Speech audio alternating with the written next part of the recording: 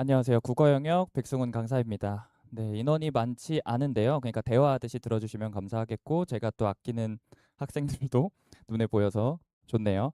일단 저는 학기가 지날 때마다 좀 수업에 큰 변화를 주려고 노력을 하는데 이번 학기의 변화는 제가 찾아보니까 뭐 강의력이나 자료가 부족하다고는 절대 생각을 못 하겠어서 관리 측면에서 좀 많은 변화를 줬으니 원래 수업을 들어보셨던 학부모님들은 이런 변화가 있겠구나 하시면 되고 혹은 수업을 처음 들어보시는 학부모님들께서는 이런 식으로 하는구나 그렇게 생각을 해주시면 되겠습니다. 제가 새로운 기준이라고 한 이유는요. 네, 소개를 좀 드릴게요. 제가 강의 횟수로는 한 그래도 학원에서 4년이 넘어가는 것 같아요. 전에는 수능 강의를 좀 길게 했었고 인터넷 강의 준비도 거의 1년 동안 하다가 넘어왔기 때문에 강의 횟수로는 4년이 지났는데 딱 내신 런칭을 한 게 작년입니다. 그래서 이번 2학기가 시작하면 딱 1년이 되는 거예요. 작년에 딱 시작을 할 때는 1, 2학년 합쳐서 13명이라는 지금 보면 조금 귀여운 숫자로 했다가 지금은 인원이 많이 불어났고요. 지금 이렇게 1학기를 끝낸 건데 2학기를 개강할 때는 딱 봐도 100명이 넘을 게 조금 자명해 보이잖아요. 그래서 저도 지금 2학기 개강 숫자가 좀 궁금한 상황입니다. 아마 이 정도 폭발적인 증가는 강사들 사이에서도 약간 회자가 될 정도라서 어쨌든 능력치적으로 뭐 부족한 점이 거의 없을 때 그러지 않나라는 유의미한 수치라고 생각을 합니다. 네, 그렇게 알아주시면 될 것 같고 학력이나 경력에서는 딱 그냥 이거 하나만 보면요.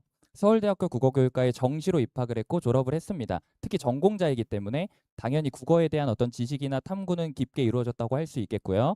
학생들한테 전달하는 측면이 중요할 텐데 그거는 오늘 설명회를 통해서 간접적으로 느껴보시거나 학생들의 어떤 평가나 피드백을 좀 전달 받아보셨으면 합니다.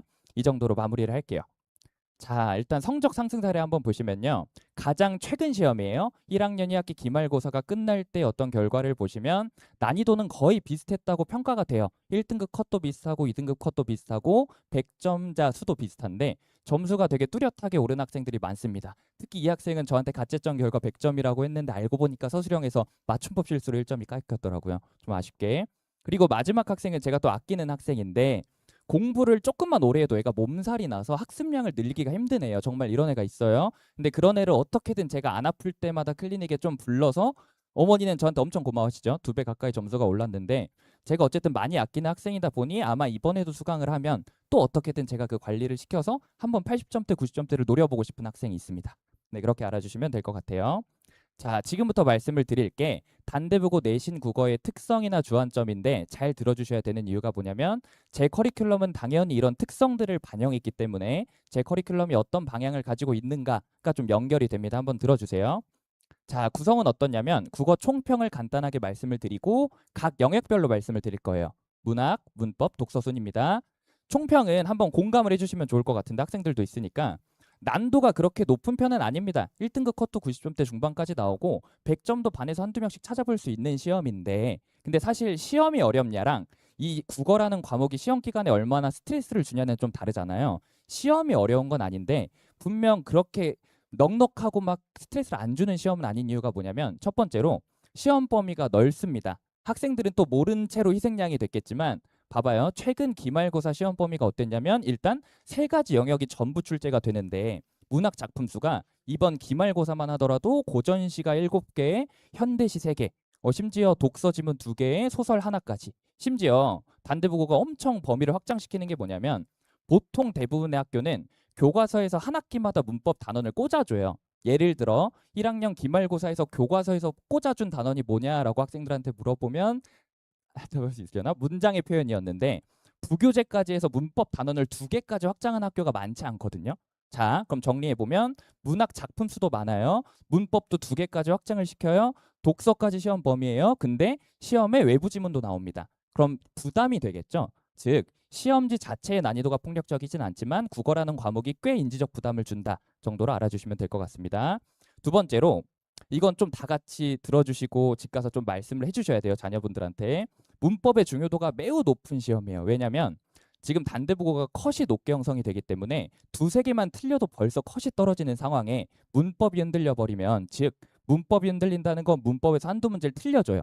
그 다음에 문법에서 계속 인지적인 스트레스를 줘가지고 문학에 고민할 시간이나 어떤 체력을 떨어뜨려 버리면 무조건 1등급은 절대 나오기가 힘들어서 최대한 문법을 단단하게 만든 후에 거기서 아낀 에너지를 문학에 좀 고민하는 시간으로 써야 돼요. 그래서 문법은 지금 방학 때부터 아마 하고 있을 거고 쭉 계속 가기를 기원합니다.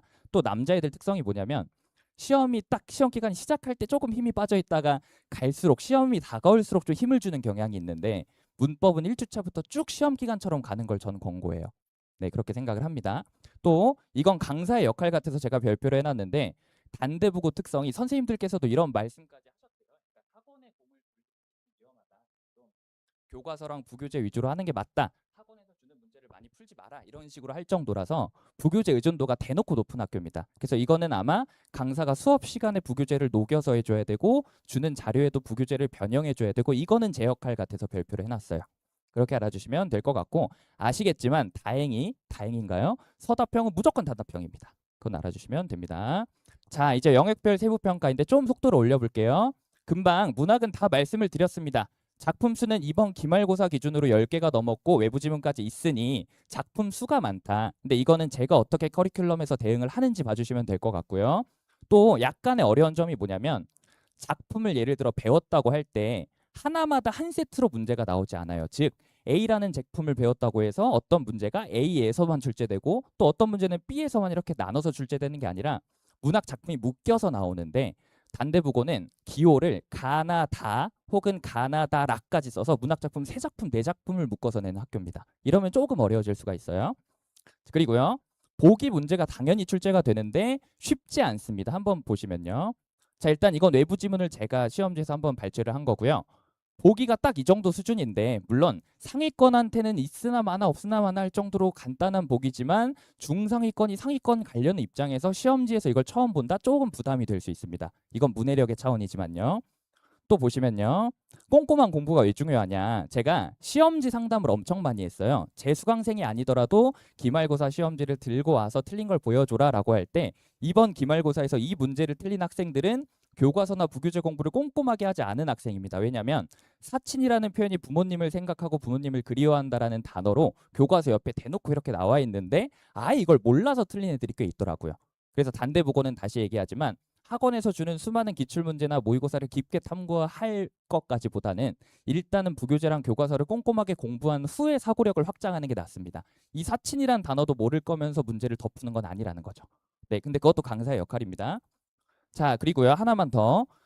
어떤 작품에 대해서 이런 표현법이 있는 건 당연히 시험장에 알고 갔을 텐데 다른 작품까지 가지고 와서 국어적인 피지컬을 물어보기도 합니다. 이것도 분명 수업 시간에 늘려줘야 되는 어떤 부분이에요. 처음 보는 걸 거예요. 이거 수업 시간에. 다시 시험지에서. 그렇습니다. 두 번째로 문법이에요. 제가 생각할 때는 공부가 조금만 탄탄해도 틀릴 건 없는데 다시 말씀드릴게요. 단대부고의 문법은 틀리냐 맞냐라는 문제가 아니라 최대한 실력을 높인 상태로 가서 다른 영역에 여유를 얻는 어떤 수단으로 쓰는 게 맞아요. 즉 시험 전날인데 내가 아직 문법이 완성이 안 돼서 그건 1등급은 절대 힘듭니다. 문법은 이미 완성이 된 상태에서 문법에서 이득을 취할 정도로 문법을 하고 가는 걸 저 추천드려요. 그래서 저희 커리큘럼도 보통 1, 2주 차에 문법을 일단 한 바퀴를 돌려놓고 꾸준히 문법은 계속 합니다. 네, 그게 맞는 것 같아요. 자, 다만 이건 상위권 학부모님들께서 조금 조심해 주셔야 되는데 단대부고 기출이나 작년 시험을 보면 실수를 유발하는 문제가 꽤 있어요. 한번 보세요. 이거는 전교 1등도 틀릴 수 있는 문제예요. 이런 식으로 개수를 세라고 한다거나 이거는 중간고사입니다. 둘 다. 이런 식으로 모든 단어에 대해서 이렇게 기호를 많이 써서 묶어버리면 전교 1등도 시험지에서 실수할 수 있어요. 그래서 이거는 좀 많이 조심을 해줘야 돼요. 상위권 자녀분들 같은 경우. 네, 그래서 좀 성적대별로 나눠서 말씀을 드리면 만약에 본인 분의 자녀가 중상위권이면 어떻게든 문법의 실력을 올려서 이득을 취해라. 만약에 극상위권이다, 실수 절대 없도록 해야 된다. 이거 조심하셔야 됩니다. 그렇게 봐주시면 될 것 같습니다. 자, 그래서 이제 문법 넘어가고요. 안 넘어가네요?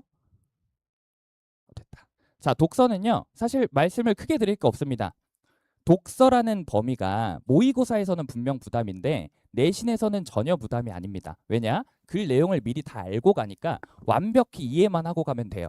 다만 한 가지만 조심하면 좋은 게 애들이 생각하는 완벽한 이해 정도가 이 정도라면 학교 선생님이나 강사가 생각하는 정도 이 정도거든요. 그래서 학생들이 한 10번 읽었다고 해도 부족할 거예요. 그래서 그거는 또 제 역할입니다. 네, 시험 기간에 어떤 독서 지문에 대해서 완벽한 이해를 쥐어주고 시험장에 보내면 잘 안 틀려요. 네, 그것 정도만 말씀을 드릴게요. 자, 지금부터 중요한 얘기인데 속도를 좀 올려야 될 것 같아요. 자꾸 안 넘어가네요. 네. 자, 본격적으로 교재나 커리큘럼 말씀드리기 전에 이번 학기, 이번 시즌에 제가 큰 변화를 준 부분이 한 3개 정도 있거든요. 그중에서 첫 번째입니다. 지금 한창 뽑고 있거든요. 지금 한 지원자가 5명 정도 있는데 이번부터는 원래 저도 조교를 쓰죠. 조교가 지금 한 6명 정도 있는데 그 출력하고 채점하는 조교 말고 오로지 애들만 보는 조교를 지금 명문대 조교들을 채용하고 있습니다. 그래서 서울대 혹은 연세대 중에 하나로 해가지고 무조건 수업 때 저랑 동행해서 수업 듣는 동안 강의실에 앉아있는 명문대생 조교를 앉혀두고 애들의 모든 특이 상황 혹은 개별 사항들을 메모하라고 한 다음에 그 중에서 제가 유의미하다고 생각되는 건 당일에 학부모님들한테 발송할 겁니다. 뭐 예를 들어 애가 머리가 눌린 거 보니까 오늘 좀 잠을 덜 자고 왔나? 머리를 안 감고 왔나? 다 괜찮으니 다 메모를 하라고 한 다음에 학습에 관련된 어떤 특이 사항들을 제가 다 보낼 거예요. 어떤 느낌이냐? 또 두 번째, 그 조교의 역할은 뭐냐면 학생 한 명 한 명이 절대 빠지는 게 없도록 합니다. 즉 7주차까지 달렸을 때 숙제나 암기에서 빵꾸가 뚫린 경우에는 지속적으로 학부모님들한테 안내가 갑니다. 그래서 제가 생각하는 그 최소한의 다 해야 될 거, 다시 성적대를 떠나서 최소한 2등급이라도 나오려면 해야 될 그 모든 숙제나 암기들을 챙기는 조교를 채용을 해가지고요. 학부모님들과 소통하는 어떤 계기로 삼으려고요. 그래서 학습 조교가 계속 애들한테 붙어 있을 거다. 특히 딱 이 조교가 첫날 개강하는 수업에 왔을 때 학생이 몇 명이든 이름을 전부 외우라고 할 겁니다. 그래서 이런 명문대생이 과외 선생님처럼 좀 따라다닌다는 알아주셨으면 좋을 것 같아요. 또 두 번째로 이건 되게 안 좋은 현상인데 가끔 애들이 숙제에 쫓기다 보면 전날에 조금 베끼면서 하는 경우도 없지 않아 빈번하게 발생을 해서 숙제를 전부 다 뜯어다 보면서 애들한테 질문을 하라고 할 겁니다. 그런 식으로 오로지 애들하고 소통하며 학습을 관리하는 조교를 뽑고 있고 수업마다 무조건 배치를 하겠다는 좀 알아주시면 좋겠고, 좀 속도를 올리겠습니다. 잠깐 넘어가네. 네, 그 다음에 피드백을 수업 전중으로 드릴 건데 한번 내용을 보시겠어요? 수업 전중후로 제가 드리는 피드백이 다를 거예요. 그래서 이거는 본인 자녀분의 어떤 특성에 맞게 이용하시면 됩니다. 예를 들어 수업 전에는 다시 수업 전에는 그 자녀가 이번 수업 시간까지 해와야 될 모든 과제 여부를 다 보내드립니다. 예를 들어 4주차 수업 전이면 1, 2, 3주차 숙제 중에 빠진 게 없는지 혹은 다 했는지를 무조건 보내드리고요. 수업 중간에는 그 학습 조교가 지금 이 학생이 과제 이행도, 두 번째로 주차 테스트를 본 순간, 채점이 되는 순간 그 결과들을 발송해 드리고요. 수업 후에 이건 왜 보내드리냐면 가끔 학부모님들 중에 숙제 관리를 해주시는 학부모님들이 계세요. 그래서 혹시 이번 주 숙제가 뭐다라고 목록이 쭉 가면 요일별로 좀 챙기시는 분들이 있기 때문에 수업 후에는 다음 수업 시간까지 이런 과제들을 해와야 된다. 혹은 그리고 제 코멘트가 들어갑니다. 이번 주는 이런 문법 내용을 배웠으니 문제 풀 때 이런 걸 신경 써주기를 바란다. 이런 코멘트들이 같이 나갑니다.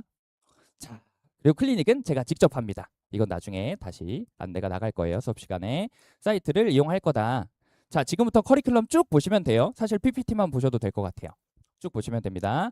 자, 넓은 문학 작품일 때는 저는 암기를 지양하는 편이지만 암기가 선행이 돼야 돼요. 그래서 아까 말씀드린 것처럼 제가 혹시 자녀분께서 지금 암기에 빵꾸가 뚫렸습니다 하면은 어떻게든 그 주가 지나기 전까지 보완하도록 노력을 같이 해주셔야 됩니다. 그리고요, 이것도 제가 잘하는 건데요. 작품 수가 많을 때는 앞에만 보세요. 이런 식으로 출제 포인트별로 제가 작품들을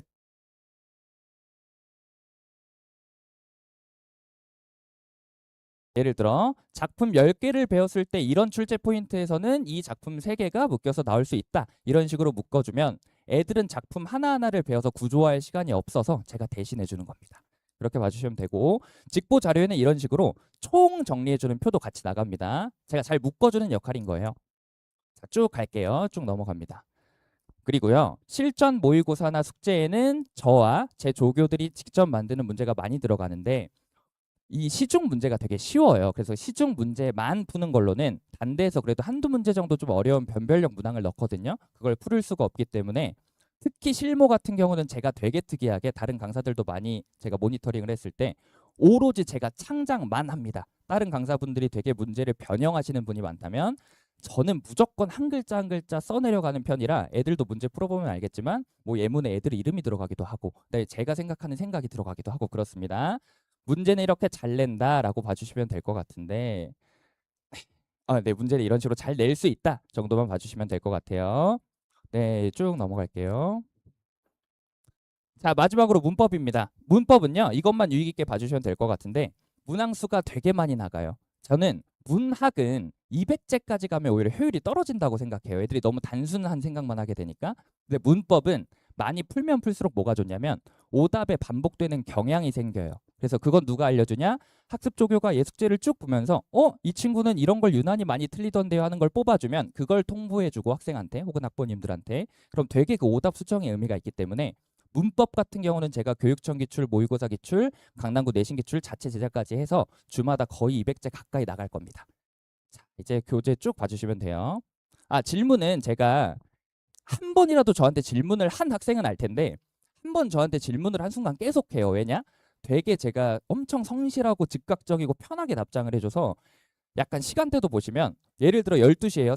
새벽까지는 아니죠. 근데 뭐 죄송하다 이런 말 없이 애들이 질문이 정말 많이 오고요. 오늘 새벽 기준으로 2시에도 2시에 애들이 질문을 할 때도 선생님 늦어서 죄송해요 없이 바로 질문을 하는 이런 개방적인 분위기가 저는 좋다고 생각을 합니다. 그래서 이것도 학생들한테 물어보면 알겠지만 제 수업에서는 질문을 하는 게 죄송한 분위기가 아니라 너 왜 이렇게 질문을 안 하냐? 열심히 안 하는 거 아니야? 이런 분위기예요. 이거는 한번 확인을 해주세요. 그렇습니다. 개방적인 환경. 교재는 이런 주간지 이건 말씀을 드려야 되겠다. 제가 주간지 표지는 바꿀 건데 이건 변하지 않을 게 뭐냐면 매주 숫자가 올라가요. 그래서 제 스스로와의 약속이 100페이지에서 150페이지 정도의 주간지 책자를 매주 찍어주는 에센셜 과제가 나가고요. 선택형 과제는 이런 식으로 표지는 생겼는데 추가 문제라든가 혹은 여러데 뭐 독서 OX 혹은 뭐 단대부고의 내신 기출 3개년 정도 이런 식으로 선택형 숙제도 같이 나갑니다. 네, 성적대에 맞게 골라서 푸시면 될 것 같고요. 자, 쭉 넘어가면 돼요. 자, 개강 시간은 다음과 같습니다. 지금 제가 원래는 일요일 이 시간에만 했는데 아마 학생 숫자가 좀 늘어나서 토요일 반도 같이 운영할 것 같다 정도는 봐주시면 될 것 같네요. 네, 네, 이 정도 각오를 말씀드리면서 내려가야 될 것 같습니다. 감사합니다.